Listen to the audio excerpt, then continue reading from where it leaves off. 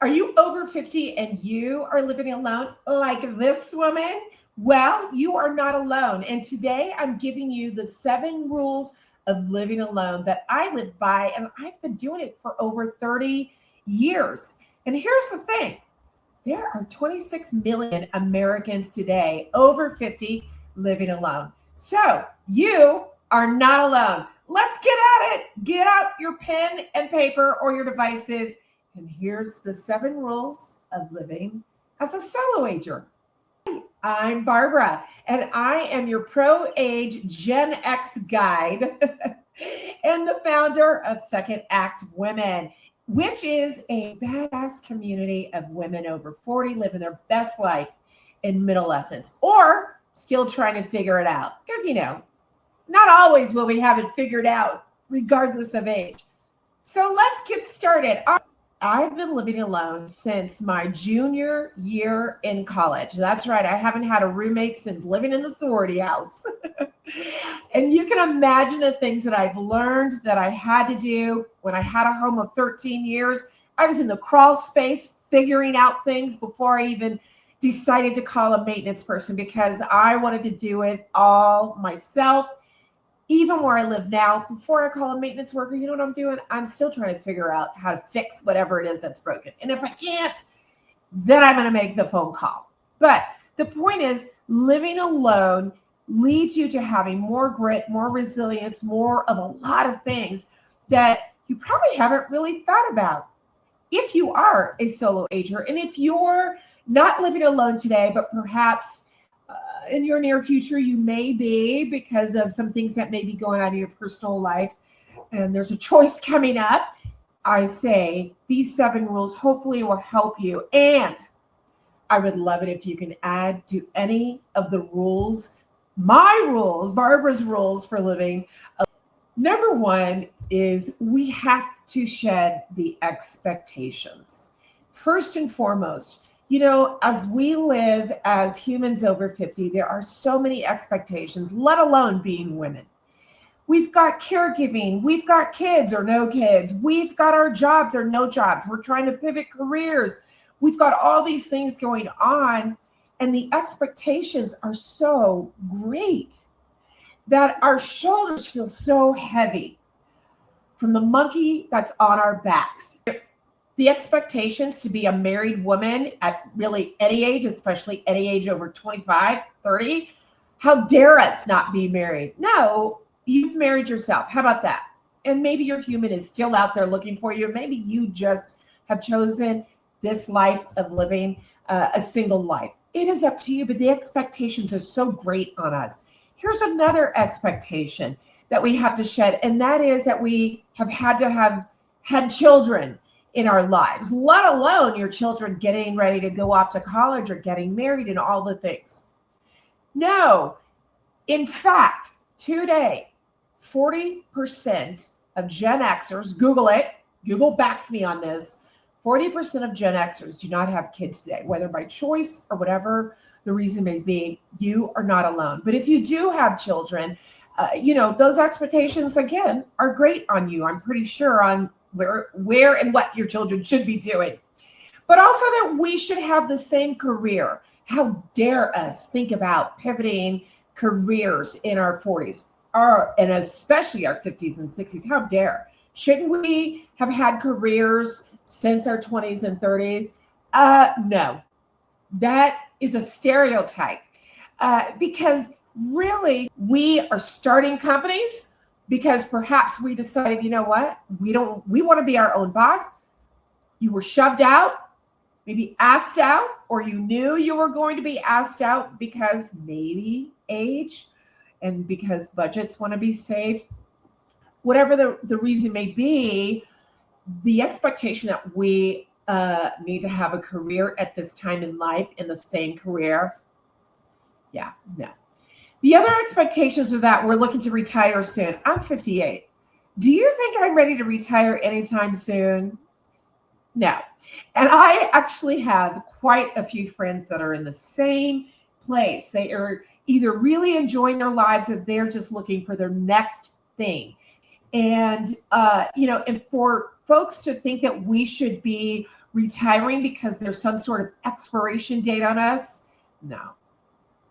Get rid of that expiration. Shed that we should wear our hair a certain way. I mean, my hair, first of all, I have extensions in today.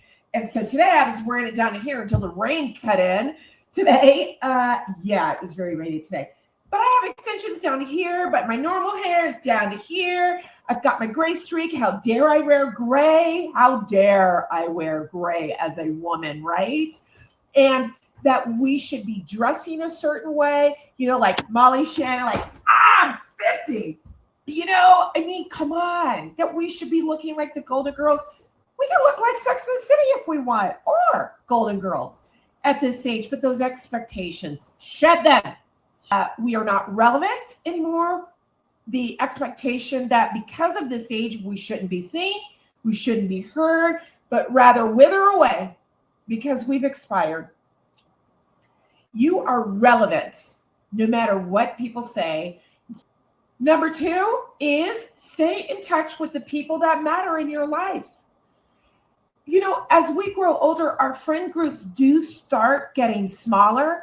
It is so important that you make plans, literally create some social activities, because again, if you're living alone, it's very easy. Trust me, I've been doing it for a long time. And that is sitting on the couch until, as of late, when I've lost 60 pounds almost, I no longer am on the couch. I am living life in color. And that is what you need to do. You need to join a class. If you're ready to date or you want to date or not, but if you are, hire someone to help you find your human or get on that dating app. Take a girls trip, plan a girls trip, or plan a solo road trip. Volunteer for your favorite organization. For me, this weekend, I'm actually going to walk around downtown Denver. I've always been fascinated with photography. So I'm making a plan to walk around downtown Denver and take pictures of the murals and the graffiti and all the things. The point is, make plans with your family and friends. As a solo ager, it's very important for us to stay connected to human beings. 3, create routines. I personally feed off of a good routine. I recently discovered that I am living with ADHD. And of course, my friends are like, come on, Barb. You didn't know? We knew. You knew. Right, Barb? You knew. Now I know why it's always been important for me to have routines. Now, I haven't always had them. I really enjoy having routines. And I literally have my routines written out. I have a meal plan. I have my routines written out, and I follow them because here's what will happen. Just a year and a half ago, if I didn't even have a morning routine, I would lay in bed starting at 4 a.m. because you know what happens at this age. We wake up early. We'll lay in bed from 4 a.m. to 6 or 7 a.m. I will catch up on a show. I will listen to the latest gossip podcast of talking about all my shows, from Mormon Wives to Real Housewives to Traders, you name it. I'm listening to a podcast about it. Laying in bed. That's not healthy. Now what I have is a morning routine. And it's been so great because what it's done is it's gotten me up and out of bed. By the way, I am a bed maker. I like to make my bed in the morning. So I will now pop out of bed till about 5:15. 5:15, I make my bed and I'm at it. I'm doing some floor exercises. I'm doing my morning mantra. I'm trying, operative word trying, to do a little meditation because, with the ADHD, that's kind of hard to focus for 10 minutes, even 10 minutes. But I'm learning. I'm trying. The point is, without a routine in the morning, you make it stuck in a rut as a solo ager because you've got no one there to say, hey, let's get at it. Let's enjoy the day. Let's walk the park. Number 4 is you got to take time for you. We hear this all the time. I started taking care of my body last year until I decided, because I was also burning out as a business owner, that I needed to take time for me. Your everyday to-dos will take up so much time that next thing you know, you are not taking care of you. Let's think about it. You have house maintenance, you have car maintenance, you have doctor's appointments. And if you're like me and like most Americans, 19 million of us, I believe it is, or 19% of Americans today, you are caring for your mom. You are going across town. That's my story, going across town once a week, sometimes twice a week, but for sure once a week to visit your mom. And then also caring for your dog, right? I also run a business. You know, those of you that are entrepreneurs, you know what that's like. You, especially if you're so passionate about your business and your mission and your vision, you can find yourself working 7 days a week. And before you know it, there has been no time for you. I actually had a massage gift card for over $500 that the community of Second Act women gave me, which was so beautiful for them to gift me this gift card. Do you know it sat in my wallet for almost a year? Oh, and then I'm also launching another brand underneath Second Act Women called the 40 Plus Lab. Thankfully, I have advisors to help me with that, as I digress. The point is, you've got to take time for you and don't negotiate with yourself that, oh, I'll take that walk another time, or, oh, I'll do that thing later. Whatever it is, do not negotiate with yourself, because without a partner in your life, all those things that I mentioned, there will be no time for you. Number 5, you've got to get health checks. You've got to schedule. You just have to stop putting off those things because maybe you've got an achy knee or an achy back and you think, it'll go away. It'll go away in a couple days. On my wall right here, it says, if you don't make time for your wellness, you'll be forced to make time for your illness. I don't know who said that, but all I know is I believe in that. I found this last year and I thought, you know what? And I even have at the bottom, read that again. So I say, get those health checks within the next, how about if you set a goal right now? You set a goal and you say, okay, in the next 2 to 3 weeks, I'm going to set my breast appointment for breast health. I'm going to set my OBGYN appointment for, you know what? Also to talk about your menopause or perimenopause or whatever the things.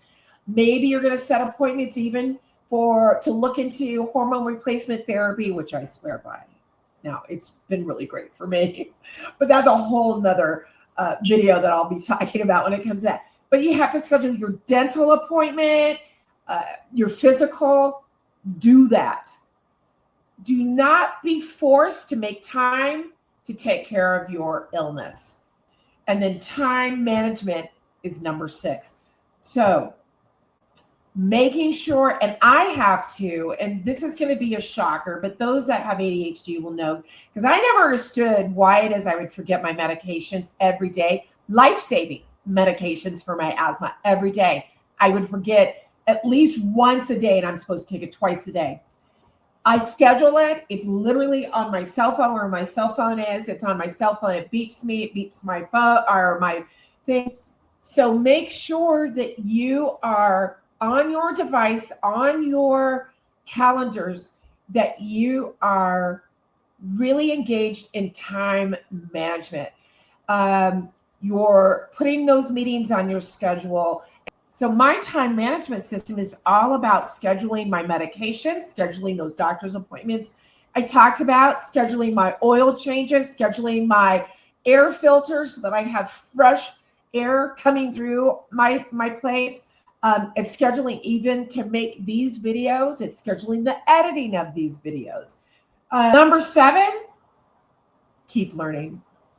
We have to stay curious. At this time in life, we almost have a thirst to learn more. And because we can get absolutely 100% of everything online that we can learn online or chat it out. My chat's called Chloe. Keep learning, because if you stay curious and if you keep learning, keep listening to audiobooks, if you're about to career pivot into a new career, get onto LinkedIn Learning, get the book on it, whatever it may be, you'll never be bored and you'll never be lonely. So there you have it. My 7 rules to living solo today.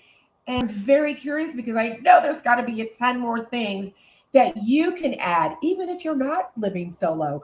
Please put them down below. And if you want more of this content, subscribe today. And I am dropping a video every week that I hope you enjoy. And remember, aging is not a fade out. It is a live remix. And today is just the next song on your soundtrack.